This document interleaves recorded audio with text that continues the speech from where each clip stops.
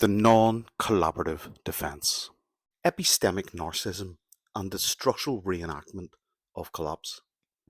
In the evolving discourse surrounding narcissistic personality disorder, a new pattern of rhetorical authority has emerged. Certain content creators, some with prior clinical credentials, have adopted a totalizing epistemic stance. They present their views as final and unchallengeable, using science as a form of intellectual absolutism rather than inquiry. This posture is not neutral, it is regulatory, and for survivors, it is structurally familiar.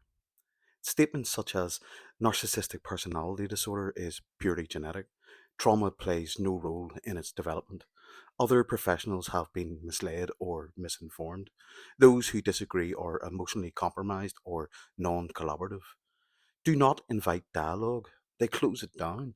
This behaviour does not reflect academic rigour.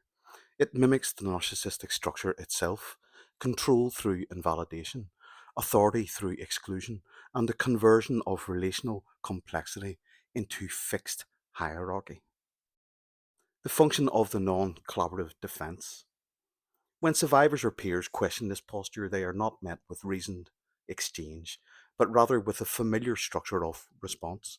Disagreement is labelled as dysfunction, inquiry is reframed as pathology, rational complexity is reduced to error. This is not education, it is a symbolic discard. The survivor once again becomes the bad object, not because they are wrong, but because they challenge the closed circuit of narcissistic epistemic control. The non collaborative label does not mean unwilling to cooperate, it means you fail to comply with the fantasy. This mirrors the internal structure of narcissistic abuse itself, where dissent is met with devaluation and difference is treated as a threat. The misuse of the genetic model. It is clinically valid to explore the genetic underpinnings of personality pathology.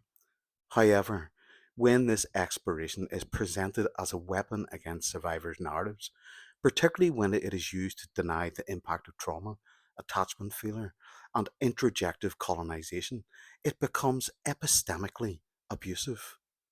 To tell survivors your abuser was just an abusive person is not therapeutic, it is structural erasure. The impact of narcissistic abuse is not rooted solely in behaviour, it is rooted in the symbolic and relational architecture of collapse.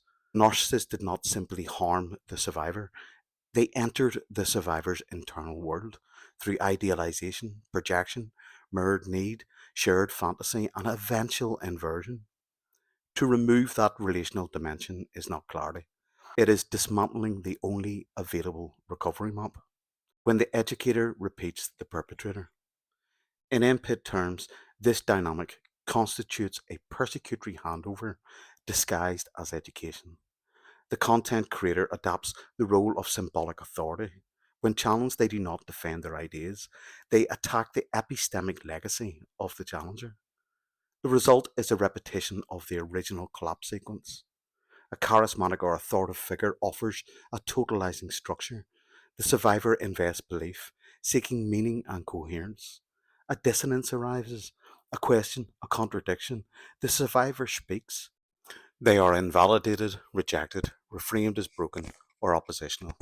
The shared fantasy collapses, internalization begins again, and now with the new figure's voice replacing the abuser's. This is not education, it is re traumatization through epistemic mirroring. MPIT's position. The merged psychic inversion theory does not claim to correct the psychological field. It does not claim diagnostic primacy.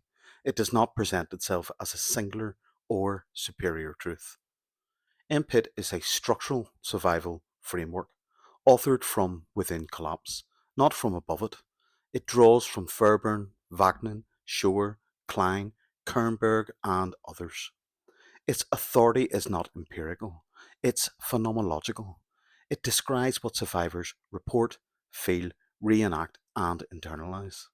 MPIT does not seek to dominate discourse, it seeks to restore it. Why survivors cannot ignore the disorder.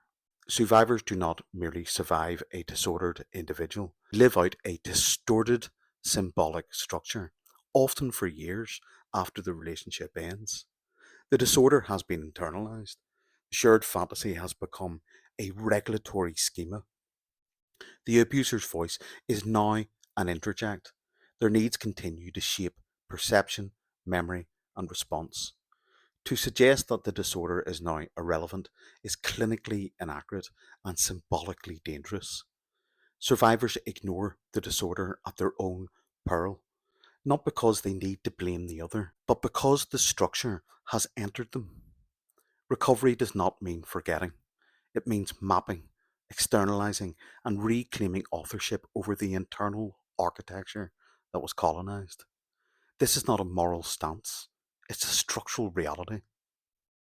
A final note on authority. Any figure who demands intellectual submission in the name of objectivity while pathologizing disagreement is not offering education. They are enforcing a closed system. That system is not therapeutic. It is narcissistic in structure, if not in diagnosis. Survivors deserve frameworks that recognize the symbolic entanglement of abuse, the recursive nature of psychic inversion, the need for plural, dynamic, survivor led models of reconstruction. To collapse that complexity under the guise of certainty is to participate in the very same dynamics survivors are trying to escape. MPIT was built to name this dynamic, not to replace it. Peace out. Loads of love.